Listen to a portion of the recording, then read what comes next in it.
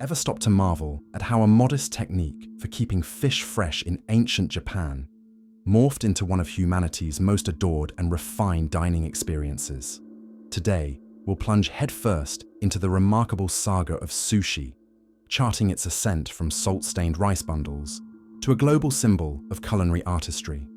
This isn't merely a food chronicle, it's a narrative of daring invention, cross-cultural fusion, and our tireless quest for edible perfection. Our story begins over 1,000 years ago, not in the bustling fish markets of modern Tokyo, but in the rice paddies and fishing villages of ancient Japan. The earliest form of sushi, known as narazushi, bore little resemblance to what we know today. This ancient preservation technique was born out of necessity, a practical solution to keep fish fresh in an era without refrigeration. In 8th century Japan, fishermen had developed an ingenious method to preserve their catch. They would gut and salt freshwater fish, then pack them tightly in fermented rice. The rice would ferment over months, creating lactic acid that preserved the fish. When ready to eat, they would discard the rice and consume only the fish. This process could take anywhere from 6 months to a year, resulting in a pungent, cheese-like delicacy that was nothing like the fresh, delicate sushi we know today. The technique itself wasn't originally Japanese. It had migrated from Southeast Asia, where similar fermentation methods were used along the Mekong River. As this preservation method traveled north through China and eventually reached Japan, it underwent significant modifications. The Japanese perfected the process, adapting it to their local fish varieties and rice cultivation methods. During the Heian period, from 794 to 1185, narazushi became increasingly popular among the Japanese aristocracy.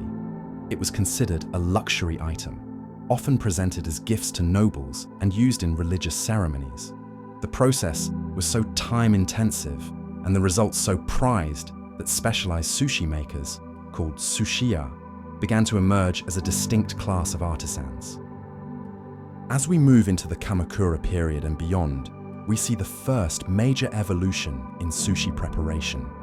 The fermentation time was gradually reduced, and people began eating the rice along with the fish. This intermediate form, called Han narazushi, marked a crucial transition. The rice was no longer merely a preservation medium, but had become part of the dish itself. By the Muromachi period in the 15th and 16th centuries, sushi preparation had evolved further. The fermentation time was reduced to just a few days or weeks, and the addition of vinegar to the rice began to appear. This innovation would prove revolutionary, as it allowed for much faster preparation while maintaining the desired tangy flavor that fermentation had previously provided. The real transformation began during the Edo period, from 1603 to 1868. Tokyo, then known as Edo, was experiencing unprecedented growth, becoming one of the world's largest cities. The bustling urban environment created demand for quick, convenient foods that could be eaten by hand. This urban innovation would give birth to what we now recognize as modern sushi. Enter Hanaya Yohei, a name that should be revered by sushi lovers worldwide. In the 1820s, this innovative chef fundamentally revolutionized sushi by eliminating the fermentation process entirely. Instead of waiting months for fermentation, Yohei began using freshly cooked rice seasoned with vinegar, sugar, and salt. He would then press this seasoned rice into small portions and top them with fresh fish from Tokyo Bay. This invention, called Edomaizushi, or Edo-style sushi, was a game changer. It could be prepared quickly, eaten immediately, and offered an entirely new flavor profile. The combination of slightly warm, seasoned rice with fresh, high-quality fish created a harmonious balance of textures and tastes that was both satisfying and elegant. Yohei's innovation coincided perfectly with Tokyo's urban boom. Street vendors began selling this new style of sushi from portable stalls, making it accessible to ordinary citizens. The speed of preparation and consumption made it ideal for busy city dwellers. Within decades, hundreds of sushi stalls dotted Tokyo's streets, each developing their own specialties and techniques. The Edome style became particularly associated with the fresh seafood available from Tokyo Bay. The bay was incredibly rich with marine life, providing tuna, sea bream, mackerel, shrimp, and countless other species. Sushi chefs developed specific techniques for each type of fish, learning how to select, prepare, and present them at their peak flavor and texture. As the Meiji Restoration began in 1868, Japan entered a period of rapid modernization and opening to the West. This transformation had profound effects on sushi culture. The abolition of the class system meant that foods once reserved for the elite became more democratically available. Simultaneously, Western influences began to appear in Japanese cuisine, though sushi remained largely traditional during this period. The early 20th century brought both challenges and opportunities for sushi. The Great Kanto earthquake of 1923 devastated Tokyo, including many of its traditional sushi establishments. However, this disaster inadvertently helped spread Edome-style sushi throughout Japan, as Tokyo's sushi chefs relocated to other cities and established new restaurants, taking their techniques and knowledge with them. The period leading up to and during World War II was difficult for sushi culture. Food shortages made high-quality fish scarce, and many sushi restaurants were forced to close or adapt their menus significantly. However, the post-war period saw a remarkable revival and evolution of sushi culture that would set the stage for its global expansion. In the 1950s and 1960s, Japan's rapid economic recovery brought increased prosperity and a renewed appreciation for traditional foods. Sushi experienced a renaissance, with new restaurants opening and traditional techniques being refined and perfected. The introduction of refrigeration technology revolutionized the industry, allowing for better preservation of fish and enabling more consistent quality. This period also saw the development of kaiten sushi, or conveyor belt sushi, invented by Yoshiaki Shiraishi in 1958. This innovation made sushi more affordable and accessible to ordinary Japanese families, while also introducing an element of novelty and efficiency that would later prove appealing to international audiences. The 1960s marked the beginning of sushi's international journey. The first notable sushi restaurant to open outside Japan was Kawafuku in Los Angeles in 1966, established by Noritoshi Kanai and his Jewish-American partner, Harry Wolf. This partnership was symbolic of sushi's future global success. It required both authentic Japanese expertise and local cultural adaptation. However, sushi's initial reception in America was mixed at best. The idea of eating raw fish was foreign and often unsettling to Western palates accustomed to cooked foods. Early sushi restaurants primarily served Japanese expatriates and the most adventurous American diners. The breakthrough came gradually, as cultural barriers slowly dissolved and American taste preferences evolved. The 1970s saw the creation of the California roll, perhaps the most significant innovation in sushi's globalization. This inside-out roll, with nori seaweed hidden inside and rice on the outside, topped with avocado, cucumber, and cooked crab, was specifically designed to appeal to Western sensibilities. The California roll demonstrated that sushi could be adapted without losing its essential character, opening the door for countless other fusion creations. The 1980s marked sushi's true breakthrough into mainstream American culture. The decade's prosperity, combined with growing interest in healthy eating and exotic cuisines, created perfect conditions for sushi's expansion. High-profile endorsements from celebrities and health enthusiasts helped overcome lingering resistance. This period also saw the emergence of celebrity sushi chefs who became cultural ambassadors for the cuisine. Chefs like Nobu Matsuhisa began to achieve international recognition, elevating sushi from ethnic curiosity to high-end dining experience.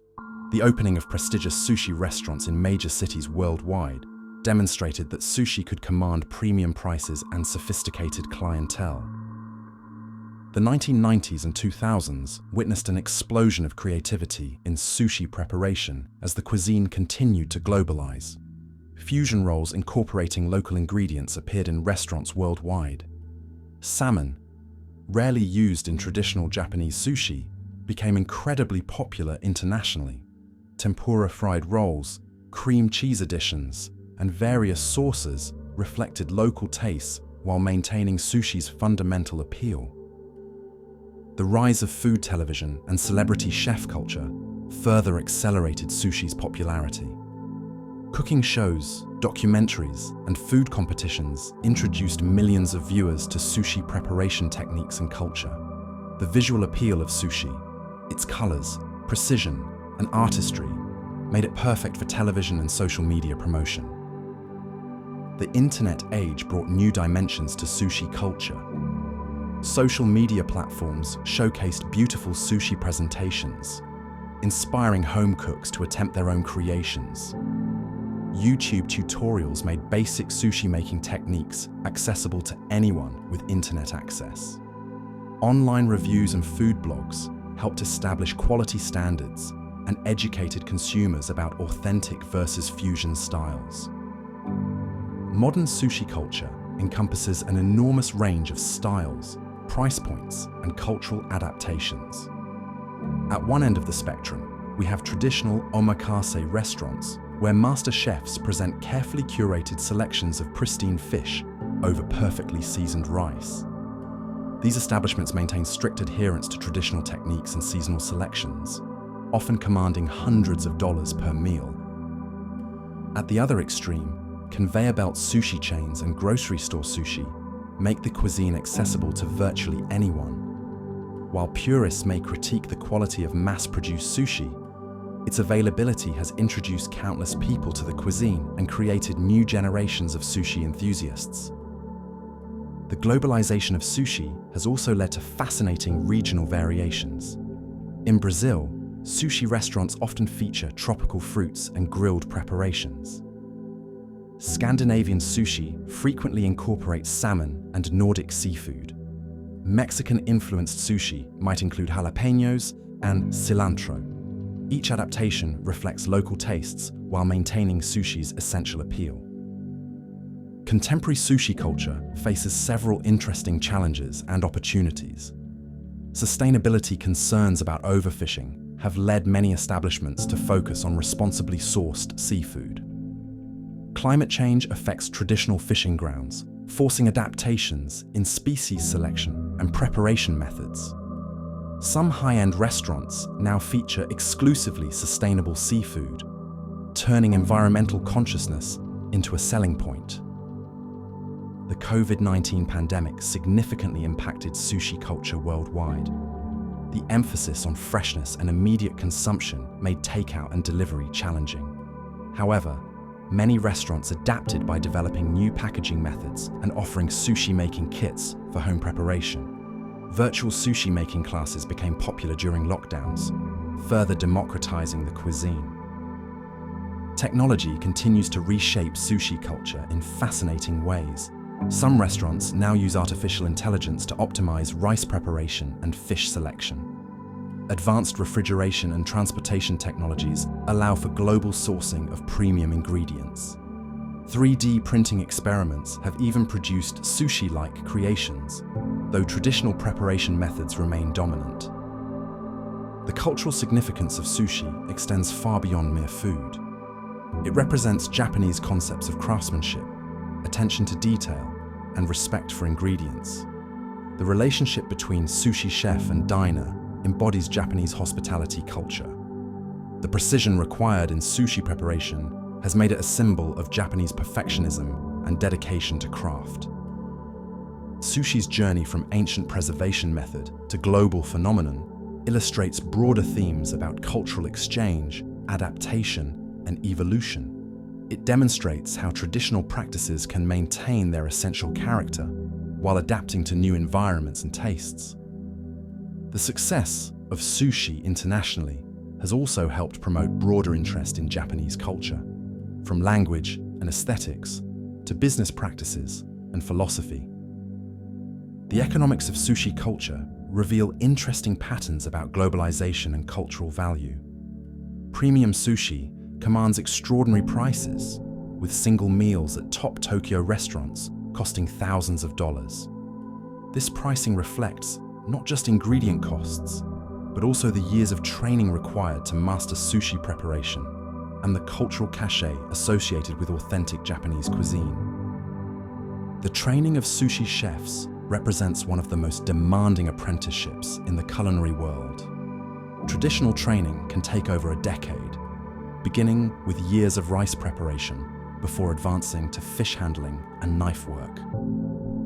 This intensive training system maintains quality standards while preserving traditional techniques and cultural knowledge.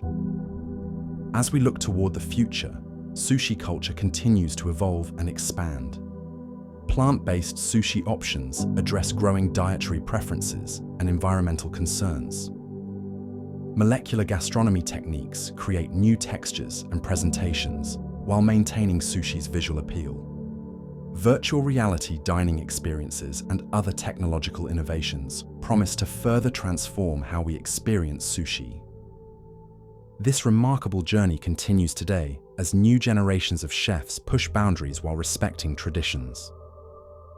Whether enjoying a simple California roll or an elaborate omakase experience, diners participate in a cultural tradition that bridges ancient Japanese wisdom with contemporary global tastes. The next time you bite into a piece of sushi, remember that you're not just eating food. You're experiencing a millennium of culinary evolution, cultural exchange, and human ingenuity distilled into a single perfect bite.